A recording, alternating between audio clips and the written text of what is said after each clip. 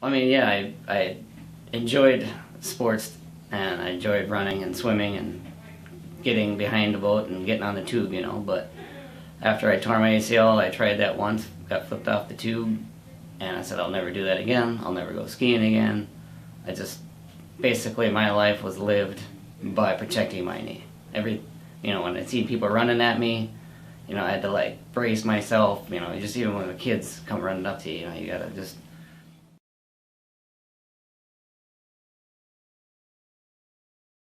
The name is Dustin Emick. About a year ago, I started noticing that my knee was popping, and so actually rewind, back in '99, I tore my ACL and meniscus, and I had that repaired.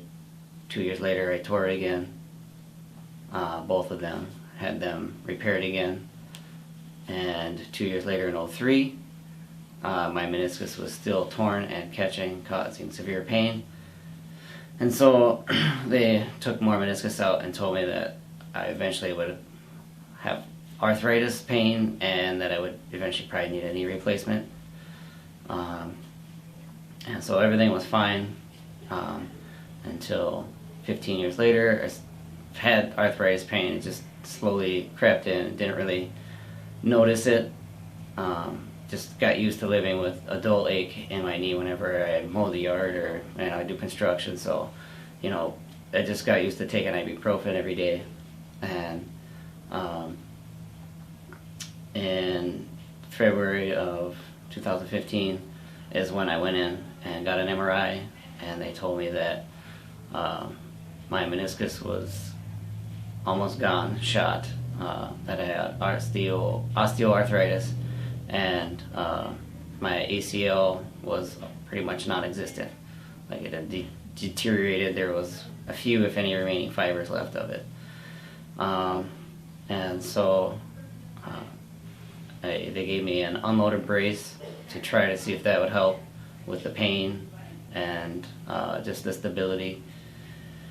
And that helped out quite a bit. And so the diagnosis that they wanted, the treatment that they wanted to give me would have been an osteotomy, cutting my leg basically in half and pitching it with a metal plate to shift the weight to my good meniscus, and then they would want to go in and do, like, clean out all the old hardware and do bone grafting and see if I was a candidate for a meniscus transplant, and then they would do the meniscus transplant and then another surgery of an ACL repair at that time. So over a year's worth of procedures. They said if I was 4 years older, they would just give me a partial knee replacement, and this would all just buy time to get me to a full knee replacement.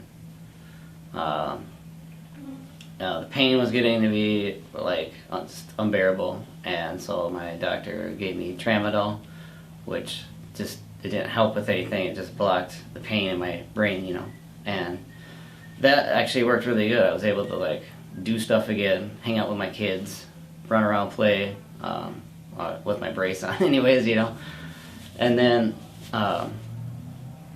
my mom did some research because she didn't want me to go through all that surgery and stuff like that. So she heard about Rejuv Medical and the Regenix procedures, and I was obviously like, yeah, whatever, like that's just a gimmick. But the more research I did from many other websites and Regenix, and watched tutorials and videos and testimonials and stuff like that, the more I realized, what do I have to lose? Like, I'm either going to be laid up for 2 years before I can get my life back to normal, or I can do this and bounce right back.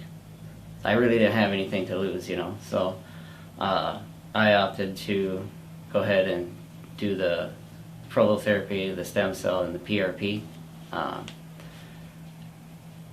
And I didn't know, didn't know if this was even, if it was just going to be a big waste of time and money. But here I am 12 weeks later, and I haven't had to take any pain medicine. Like, I don't have any pain. With physical therapy, the stability's coming back.